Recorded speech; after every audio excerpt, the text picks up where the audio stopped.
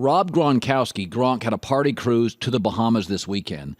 And a little bit of the dialogue out there right now is that other players couldn't get away with this, and we're favoring Gronk. Do you buy that? No, I think that, and I've read the stories that, and I'm going to write something about this. There's a kid, I think that's an intern for Sporting News that kind of got this ball rolling. He's an intern from Butler University, and he wrote a piece that basically said Cam Newton couldn't get away with this. He couldn't have a party boat and do the things. He's a quarterback. Yeah, and he played the race card on the deal. And I'm just like, a kid from the Sporting News who clearly doesn't have the life experience, doesn't have the journalism experience to understand what he's saying.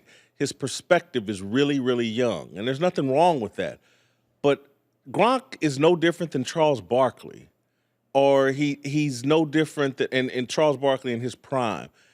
Dennis Rodman, there are certain athletes and certain public figures that choose to live outside the conventional bubble of how you're supposed to operate. Charles definitely lived outside that bubble. Yeah, and eventually people that do that and do it authentically, we come to respect them and kind of have an affinity for them.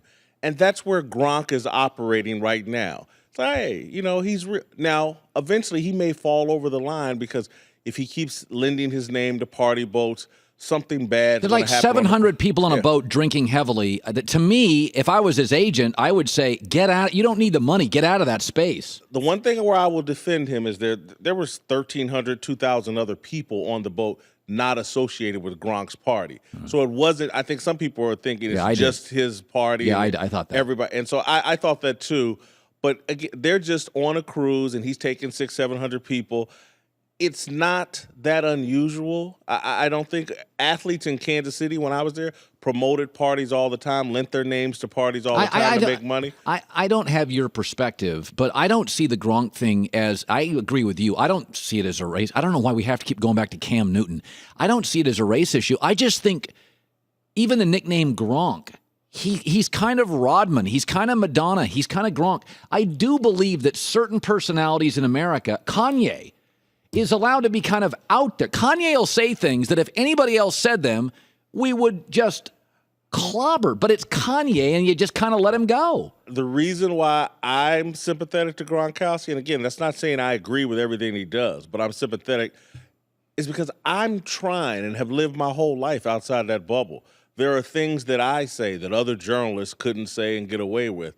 And it's because I've chosen to live a very transparent life. And he's choosing to live a very transparent life. There's risk and there's reward to that. It apparently makes him very happy. It makes Charles Barkley very happy. It makes me happy. You'll pay a penalty because people will judge you. And try to use you in unfair ways. And again, he's being used in an unfair way. And I know there's some NFL players that tweeted out, well, Cam Newton could never do this. Cam Newton's a quarterback. I don't know why this is so difficult for people. I called it. We want our presidents to be presidential and our quarterbacks to be quarterbackial.